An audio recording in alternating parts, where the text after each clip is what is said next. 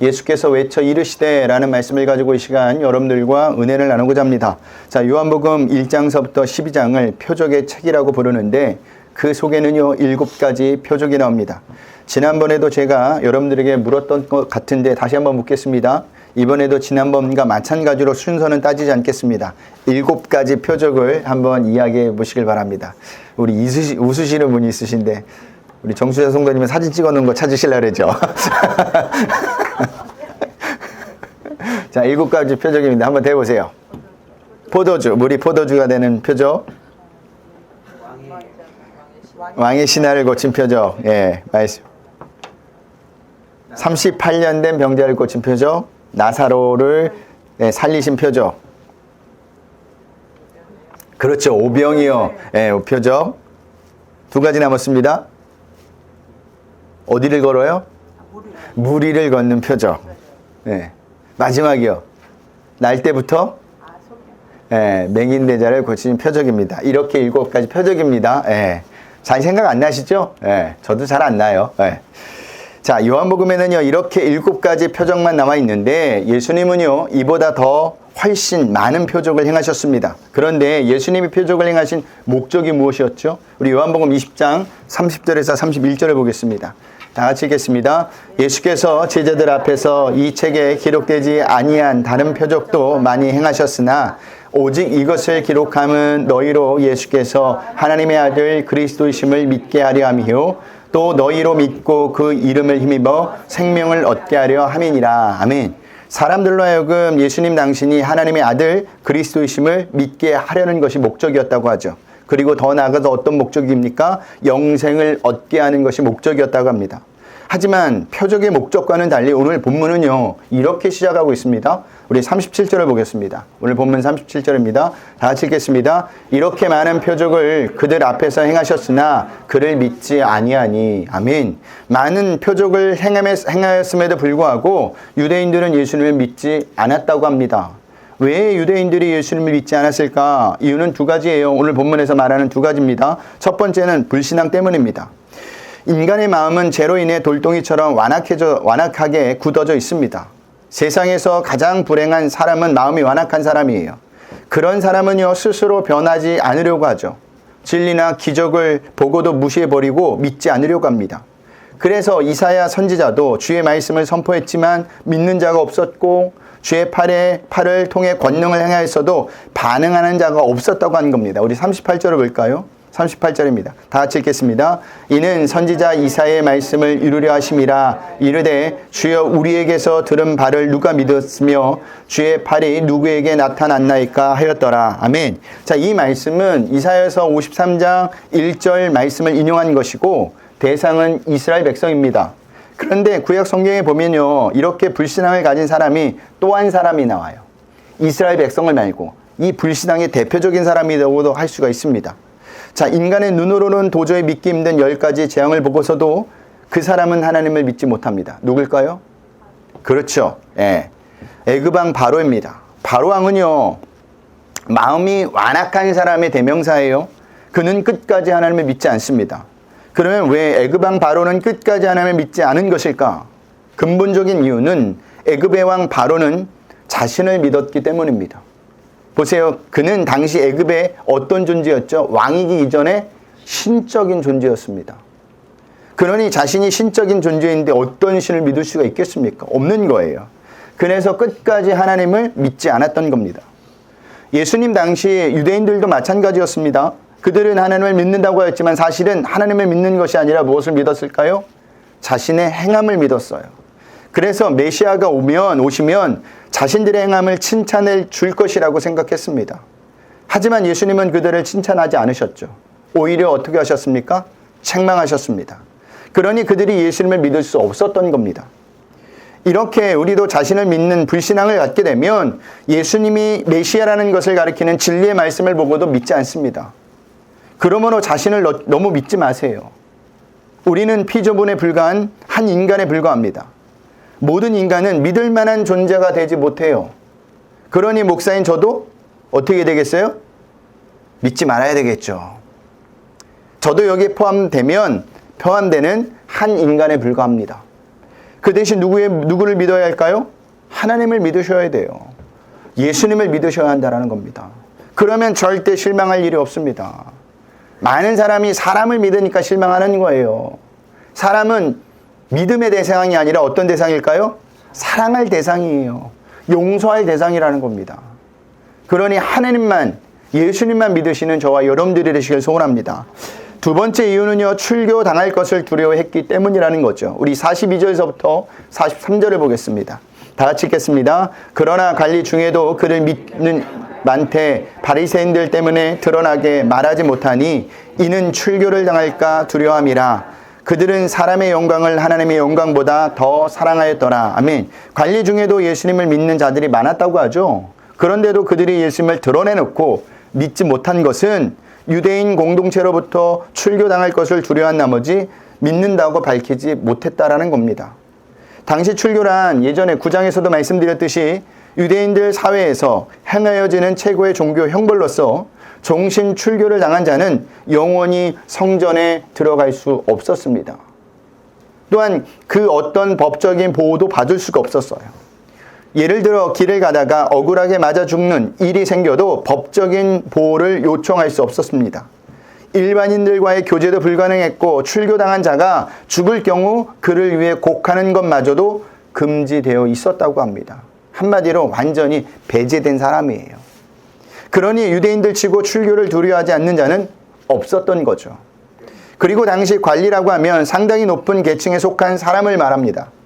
당시 관원은요, 유대에서 100명 미만의 사람들로서 대단히 존경받는 귀족 계급이었고 권세가 막강한 사람들이었어요. 그러니 더더욱 이들이 예수님을 드러냈고 믿는다고 할 수 없었던 겁니다. 왜냐하면 그렇게 믿는다고 이야기했을 때 자기가 가지고 있었던 모든 것을 잃어버리기 때문이에요. 이것은요, 예수님을 믿는 게 아니라 믿지 않는 것입니다. 그리고 성경은 더 근본적인 이유를 설명해 주죠. 그 근본적인 이유가 무엇입니까? 사람의 영광을 하나님의 영광보다 더 사랑하였기 때문이라고 말해주고 있습니다. 여기 영광이라는 헬라어 단어는요, 독사인데 의미는 능력, 판단, 생각이라는 의미를 지니고 있습니다. 그러니까 관원들은요, 하나님의 판단보다, 하나님의 생각보다 사람의 생각, 사람의 판단을 더 중요하게 생각했기 때문에 예수님을 드러내고 믿는다고 말할 수 없다고 말한 겁니다. 하지만 그들이 잊고 있었던 것이 있었어요. 무엇일까요? 그것은요, 사람의 영광은 오래가지 못한다는 거예요. 이와 반대로 하나님의 영광은 영원합니다, 여러분. 왜 사람의 영광은 오래가지 못할까? 사람은 유한한 존재이기 때문이에요. 그 의미는 사람은 언젠가는 반드시 하나님의 심판대 앞에 서게 된다는 겁니다. 그렇다면 하나님의 심판대 앞에 서게 될 때 후회하는 자가 누굴까요? 하나님의 영광을 더 사랑하는 자입니까? 아니면 사람의 영광을 더 사랑한 자입니까? 당연히 사람의 영광을 더 사랑한 자죠. 누가복음 16장에 나오는 부자와 거지 나사로의 비유를 한번 생각해 봅시다. 거기서 누가 후회를 하죠? 부자가 후회합니까? 거지 나사로가 후회합니까? 부자가 후회합니다. 왜 후회하느냐? 하나님의 영광보다 사람의 영광을 더 사랑했기 때문입니다. 부자는 살아있을 때 자색 옷, 고운 베옷을 입고 날마다 호화롭게 즐기며 살았다고 합니다. 가진 것을 많은 사람들에게 보이기 위해서 그렇게 잔치를 베푼 거예요. 그 의미는 하나님 없이 자신이 주인 되어 살았다는 것을 의미해요. 그 결과가 무엇이었습니까? 후회라는 것이었다라는 겁니다. 이처럼 우리도요, 사람의 영광을 하나님의 영광보다 더 사랑하면 이렇게 될 수가 있는 거예요. 여러분, 사람의 영광은 영원하지 않아요. 하지만 하나님의 영광은 영원합니다. 그러므로 사람의 영광보다 하나님의 영광을 더 사랑하길 바랍니다. 그러면 후회할 일이 없다니까요. 그런데도 우리는 눈에 보이는 것이 너무 급급하죠. 그게 너무너무 신경 씁니다. 특히 우리나라가 더 그런 것 같아요. 태어나면서부터 죽을 때까지 비교하며 살아요. 그래서 그런지 우리나라가 명품 소비율이 세계 1위라고 합니다. 왜 그럴까요? 보여주는 것에 목숨을 거는 거예요. 또 우리나라가 유명한 게 있죠. 뭐가 되게 잘 되어 있죠. SNS가 굉장히 유명합니다. 그래서 서로 자랑해요. 나 이렇게 결혼식을 했다. 나 이런 여행을 갔다. 나 이런 옷을 샀다. 이런 게 굉장히 많더라고요. 근데 삶은 어때요? 그 이면은 힘들어요. 근데 보이기 위한 것에 너무 치장을 한다는 겁니다. 이게 인간이라는 거예요. 근데 그들은 분명히 후회하게 돼요. 사람의 판단을 의지하기 때문에. 우리 44절서부터 45절을 보겠습니다. 다 같이 읽겠습니다. 예수께서 외쳐 이르시되 나를 믿는 자는 나를 믿는 것이 아니요 나를 보내신 이를 믿는 것이며 나를 보는 자는 나를 보내신 이를 보는 것이니라. 아멘. 44절서부터 50절까지는요. 예수님이 많은 사람 앞에서 하신 마지막 설교 말씀입니다. 이후로 십자가에 못 박히실 때까지 그리고 부활하신 다음 승천하실 때까지 예수님은 제자들에게만 말씀하십니다. 그런데 예수님은요, 많은 사람 앞에서 하신 마지막 설교 말씀을 그냥 예전처럼 이야기하듯이 말씀하신 것이 아니라 오늘 본문을 보니까 외쳐 말씀하셨다고 기록하고 있어요. 여기 외쳤다는 말은요, 힘을 다해 소리를 쳤다라는 의미입니다. 그러면 예수님께서는 어떤 내용을 가지고 힘을 다해 소리쳐 말씀하셨을까요? 세 가지입니다. 첫 번째, 소리쳐 말씀하신 내용은 예수님 당신을 통하여 하나님을 만나야 한다라는 겁니다. 예수님을 통해서 하나님을 보고 하나님을 만나고 하나님을 바로 알고 바로 믿어야 한다라는 거예요. 육신을 가지고 있고 죄 가운데 빠져 있는 인간은 영이시고 거룩하신 하나님을 직접 볼 수가 없습니다. 그러니 하나님을 바로 볼 수도 없고 바로 알 수 없기 때문에 믿을 수도 없는 겁니다. 그래서 하나님은 인간이 당신을 직접 볼 수 있도록 어떻게 하게 오셨습니까? 인간의 육신을 입고 이 땅에 오셨습니다. 성육신 하신 거예요. 그분이 누구세요? 예수님입니다. 하나님은 예수님의 말씀을 통해 예수님의 모습을 통해 하나님 자신을 인간에게 보여주셨다라는 겁니다. 그래서 빌립이 예수님께 하나님을 보여달라고 부탁을 했을 때 예수님이 어떤 말씀하셨나요? 우리 한번 보고 갈까요? 요한복음 14장 9절에서 11절 말씀입니다. 우리 화면에 나 있는데 다 같이 읽겠습니다. 예수께서 이르시되 빌립아 내가 이렇게 오래 너희와 함께 있으되 내가 나를 알지 못하느냐? 나를 본 자는 아버지를 보았거늘 어찌하여 아버지를 보이라 하느냐? 내가 아버지 안에 거하고 아버지는 내 안에 계신 것을 내가 믿지 아니하느냐? 내가 너에게 이르는 말은 스스로 하는 것이 아니라 아버지께서 내 안에 계셔서 그의 일을 하시는 것이라. 내가 아버지 안에 거하고 아버지께서 내 안에 계심을 믿으라. 그렇지 못하겠거든 행하는 그 일로 말미암아 나를 믿으라. 아멘. 이 땅에 오신 예수님이 우리에게 가장 좋은 선물인 까닭은 뭐냐? 바로 예수님을 통하여 하나님을 가장 확실하게 볼 수 있다는 겁니다. 그러므로 우리는 예수님을 볼 때 누굴 본다고요? 하나님을 보고 하나님을 만나게 되는 겁니다. 하지만 문제가 있어요. 어떤 문제가 있느냐? 우리는 예수님조차도 보고 만나지 못한다라는 겁니다. 그런 의미에서 여러분은 예배를 왜 드리러 오시는 겁니까? 말씀을 왜 모시는 걸까요? 기도는 왜 하시죠? 목적은 하나가 되어야 합니다. 그 목적이 무엇입니까? 예수님을 만나기 위해서 하셔야 되는 거예요. 그래야 우리가 하나님을 볼 수가 있습니다. 그런데도 우리는요, 성전에 와서 예수님을 보고 만나고 가야 하는데 사람만 보고 갑니다. 문제만 보고 가요. 그로 인해 하나님도 보고 만나지 못하고 가는 겁니다. 그러므로 여러분은요, 집에서 나올 때 결단하는 마음으로 나오셔야 합니다. 어떤 결단하는 마음을 가지고 나오셔야 되느냐? 예배 때마다 나는 오늘 꼭 예수님을 보고 만나고 가리라는 결단이 있으셔야 돼요. 이런 결단을 하고 온 자들만 예수님을 보고 만날 확률이 높아요. 지금 제가 여러분들에게 열심을 부리라는 말이 아닙니다. 이것은 성도로서 당연한 것을 하라고 하는 말씀이에요. 여러분 예배당에 왔다면, 예배를 드리러 왔다면 사람 볼 필요 없어요. 다른 사람이 어떤 옷을 입고 왔는지 그것도 중요하지 않습니다. 뭐만 중요하느냐? 내가 예수님을 만나고 가느냐, 가지 못하느냐, 이게 중요하다는 거예요. 왜냐하면 내가 예수님을 만나야 한 주간의 삶이 달라지기 때문이에요. 그 예수님이 나를 주장해서 가장 좋은 길로 인도하시는 삶을 살아낼 수 있기 때문입니다. 이 세상은 내 힘으로 살아가기 힘들어요. 생각하지 못한 일들이 막막 터져요. 지뢰처럼. 그러니 허둥지둥 될 수밖에 없습니다. 근데 모든 것을 통제하고 계시고 모든 것을 아시는 분이 우리를 이끌고 가신다면 우리는 안전하게 갈 수가 있는 겁니다. 그래서 여러분들에게 날마다 예배 때 예수님을 만나고 가야 한다는 겁니다. 저도 설교를 할 때 예수님만 이야기하는 거예요. 그래서 두 번째 소리쳐 말씀하신 내용은 46절에 나와 있습니다. 우리 46절을 보겠습니다. 다 같이 읽겠습니다. 나는 빛으로 세상에 왔나니 물은 나를 믿는 자로 어둠에 거하지 않게 하려 함이로라. 아멘. 인간은요, 아무리 발버둥 쳐도, 아무리 애를 써도 자신의 능력으로 어둠으로부터 결코 벗어날 수가 없어요. 그것이 인간이 처한 현실이며 한계입니다. 그러면 어떻게 해야 되느냐? 죄송하지만 인간 편에서는요, 할 수 있는 것이 아무것도 없습니다. 하지만 하나님 편에서는 방법이 있어요. 그 방법이 무엇이냐? 예수님이 빛으로 오셔서 죄로 인해 죽을 수밖에 없는 인간을 만나 주시는 겁니다. 그러면 인간은요, 어둠으로부터 벗어날 수가 있어요. 그러니까 빛으로 오신 예수님을 만나는 순간 인간은 어둠으로부터 해방이 된다라는 말입니다. 자, 이것을 한 요한복음을 기록한 요한은요, 1장부터 빛으로 오신 예수님에 대해서 기록하고 있어요. 우리 1장 1절에서부터 4절을 보겠습니다. 요한복음 1장 1절에서부터 4절입니다. 다 같이 읽겠습니다. 태초에 말씀이 계시니라. 이 말씀이 하나님과 함께 계셨으니 이 말씀은 곧 하나님이시니라. 그가 태초에 하나님과 함께 계셨고 만물이 그로 말미암아 지은 바 되었으니 지은 것이 하나도 그가 없이는 된 것이 없느니라.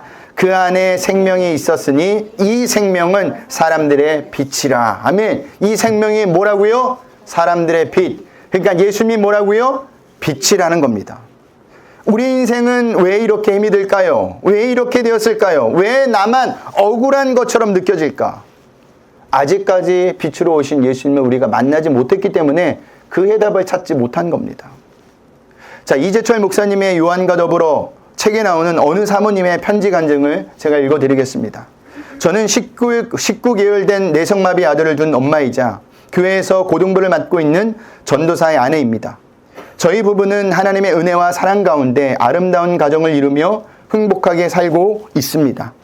그러나 제 마음 가운데 언제나 아쉬운 것이 있었으니 곧 내성마비 아들이 걸림돌이었으며 가시이기도 했습니다. 내 아들이 건강하기만 한다면 얼마나 더 행복했을까? 그렇게만 된다면 세상에 부러울 것도 없고 또 주님의 일도 정말 열심히 할 수 있을 것 같았습니다. 같은 교육자 아내들이 보다 나은 내조를 위하여 간호학원, 신학대학 혹은 직장생활 등으로 열심히 사는 모습을 볼 때마다 왠지 저는 초조해졌습니다. 나는 언제쯤 저런 뜻있는 일을 할 수 있을까? 제가 하는 일이라고는 오늘은 이 병원, 내일은 저 병원, 그저 병원 문턱을 뛰어다는 일이 고작이었습니다. 달력은 온통 병원 예약 표시로 가득 차 있었으며 밤이면 밤마다 칼날처럼 예리하게 울어대는 아이를 달래느라 밤잠을 설치면서 그저 처량하게 앉아 있곤 했습니다. 설상가성으로 내성마비 아들이 흠이 된다 하여 남편이 전임교역자로 결정된 교회로부터 거절당할 때마다 한국교회 현실에서는 내성마비 아들을 데리고 목회하기란 어려우니 다른 방향으로 돌려보라는 주의 충고를 받을 때마다 아무 말도 하지 못한 채 얼마나 울었는지 모릅니다. 그럴 때마다 저는 이렇게 하나님께 기도드렸습니다. 하나님 아버지, 제발 저와 아이를 먼저 데려가 주세요. 너무 힘들어 견딜 수가 없습니다. 그런데 이런 저를 남편은 탓하지 않고 늘 말씀으로 더 큰 사랑으로 위로해 줍니다. 어느 날 남편이 선물로 준 이재철 목사님의 새신자반 책을 읽고 눈을 뗄 수가 없었고 가슴이 마구 벅차올랐습니다. 주님께서 사랑하시는 요한에게 부탁하신 그 명령이야말로 바로 저 자신의 사명이요 삶이었던 것입니다. 요한의 동창생들이 주님의 일로 이름을 날리며 승승장구하고 있을 때 요한은 오직 늙은 할멈을 돌보는 일로 청춘을 흘려보내고 있었습니다. 여기서 말하는 동창들이란 제자들을 가리키는 것이고 할멈이란 예수님이 부탁하신 예수님의 어머니 마리아를 가리키는 겁니다. 단지 주님의 부탁이었기 때문에 처량하게 짝이 없어 보이는 그 삶을 살았습니다. 그 내용을 보면서 저는 울고 또 울었습니다. 저는 요한의 마음을 누구보다도 더 잘 이해할 수 있었습니다. 가장 사랑받은 제자였기에 어떤 친구들보다 더 크게 성공할 수 있었던 요한, 더 많은 주님의 일을 멋지게 감당할 수 있을 수 있었던 요한, 그러고도 고작 늙은 할머니 수발이라는 하찮게 보이는 일을 묵묵히 감당해 내었던 요한.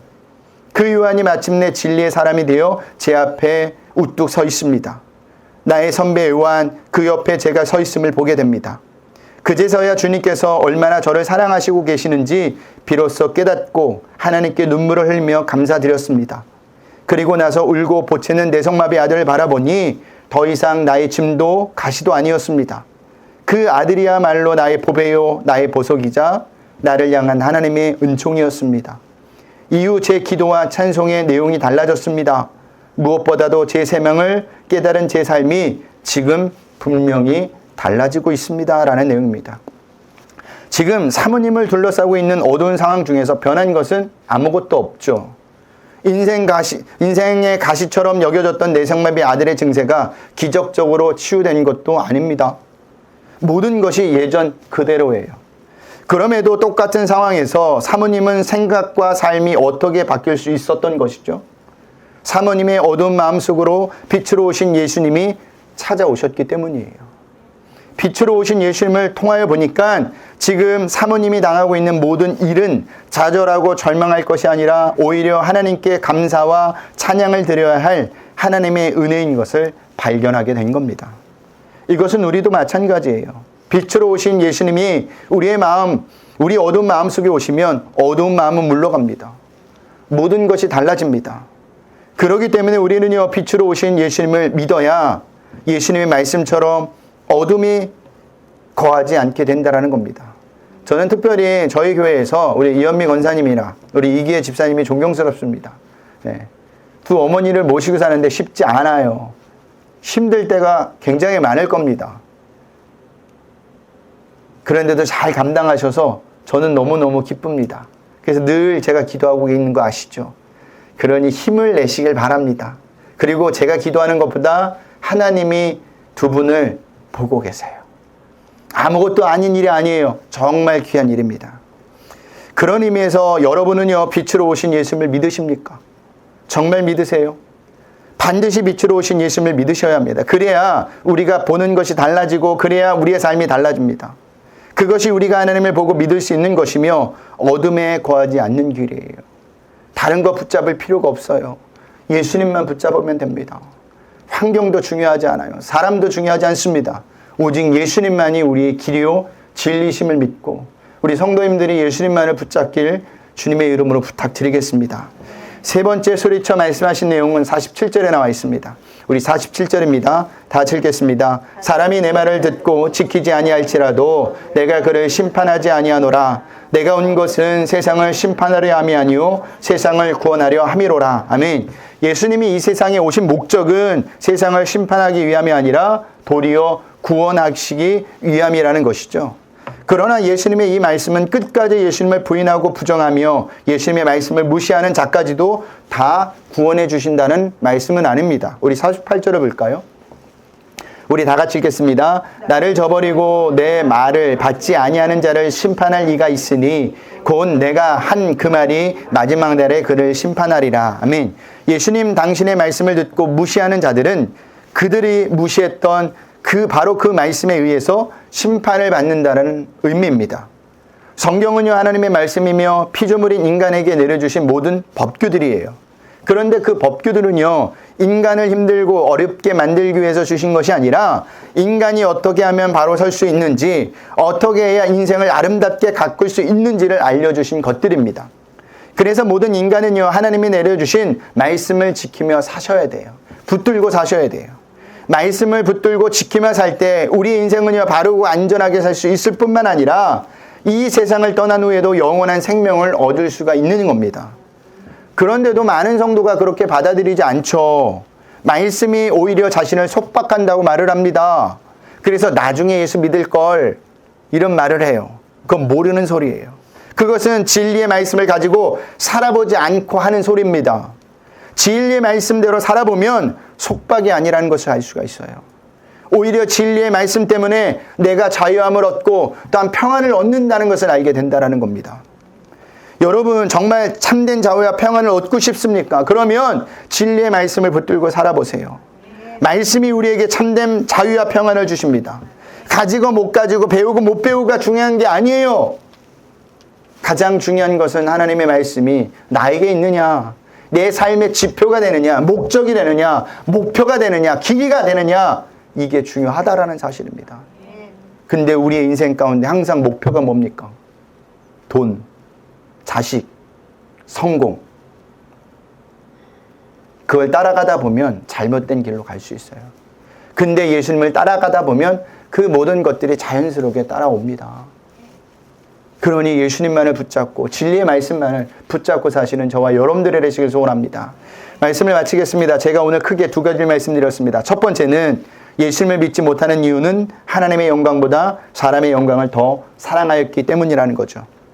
여러분, 사람의 영광, 판단은요 영원하지 않아요. 시간이 지나면 금세 잊혀지고 사라집니다. 보세요. 그렇게 떠들썩했던 사건, 사고들도 금세 잊혀지지 않습니까? 어제 제가 어딜 우연히 지나가다가 이렇게 TV를 보게 되었는데 이태원 참사 유가족들이 나와서 이야기를 하는 걸 봤습니다. 벌써 이렇게 됐나라는 생각이 들어요. 그 당시에는 정말 떠들썩했죠. 근데 시간이 지나면서 그것을 생각하는 사람이 있을까요? 없어요. 까맣게 잊고 삽니다. 뉴스에 나와야 그제서야 한번 더 생각하게 되는 것이 인간이에요. 그게 사람의 생각입니다. 하지만 하나님의 영광, 판단은 영원하지 않아요. 영원합니다. 그러니 심판대 앞에서 후회하지 마시고 하나님의 영광을 더 사랑하시길 바랍니다. 하나님을 더 바라보시라는 거예요. 하나님의 말씀을 더 붙들라는 겁니다. 두 번째는 예수님이 외쳐 말씀하신 이유는 빛으로 오신 예수님 당신을 만나라는 거예요. 왜냐하면 죽을 수밖에 없는 인간이 빛으로 오신 예수님을 만날 때 하나님을 만나게 되고 어둠에서 벗어나 참된 자유와 평안, 즉 구원을 얻게 된다라는 겁니다. 세상에는요 참된 평안이 없습니다. 잠깐 그렇게 보일 따름이에요. 성공하면 평안하겠지. 성공하면 내가 마음이 넉넉해지겠지. 그렇지 않아요. 또 다른 목표를 가지고 또 많은 것을 갈구하는 것이 인간입니다. 그러므로 한 주간도 예수님을 만나 하나님을 더욱더 알아가시길 바랍니다. 그리고 참된 자유와 평안을 누리시길 바라요. 그러면 사람의 영광보다 하나님의 영광을 더 사랑하게 될 겁니다. 그러면 불신앙을 멀리하게 된다니까요. 이것을 꼭 기억하셔서 한 주간도 예수님을 더 깊이, 높이, 넓게 알아갈 수 있는 저와 여러분들이 되시길 주님의 이름으로 부탁드리겠습니다.